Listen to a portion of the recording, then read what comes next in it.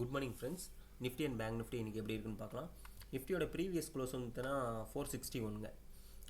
இன்றைக்கி வந்து பார்த்தீங்கன்னா சும்மா ஒரு 20 பாயிண்ட் கேப் டவுன் மாதிரி காமிக்குது கிஃப்ட் நிஃப்டி. ஆனால் அது ரெக்கவரி ஆயிருங்க, இன்னும் டைம் இருக்குது. இன்னும் ஒரு 1 ஹவருக்கு மேலே இருக்கனால ஃப்ளாட் ஓப்பனிங் வர மாதிரி தாங்க தெரியுது நிஃப்டியை பொறுத்த வரைக்கும். ரீசன் என்னென்னாங்க, யூஎஸ் மார்க்கெட் எல்லாமே நாஸ்டாக்கும் US30 ரெண்டுமே நல்ல ஒரு ஃபாலிங்க நேற்று. அதனால தான் பார்த்தீங்கன்னா நம்மளோட ஏடிஆர் எல்லாமே மேஜரான ஏடிஆர் எல்லாமே ஃபால் ஆகிருக்கு. ஸோ அதுதான் கிஃப்ட் நிஃப்டியும் இறங்கியிருக்கு.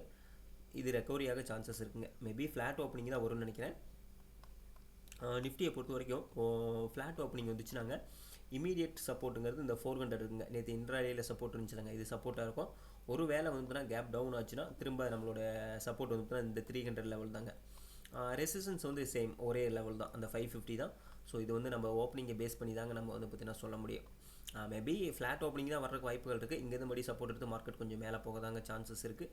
அது நம்ம ஓப்பனிங்கை பேஸ் பண்ணி என்ட்ரி எதாவது பார்த்துக்கலாம். நிஃப்டியை பொறுத்த வரைக்கும் இதுதாங்க, ஓப்பனிங்கை பேஸ் பண்ணி தான் நம்ம சொல்ல முடியும்.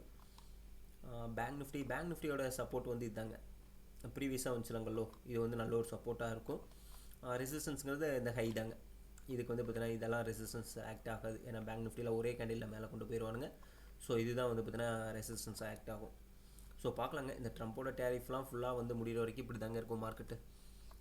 பெருசாக வந்து பார்த்தீங்கன்னா மொமெண்டம் இருக்காது, சைடு வேஸாக தான் இருக்கும். சரிங்க, நான் லைவுக்கு வரேன். லைவில் என்னென்னு பார்க்கலாம்.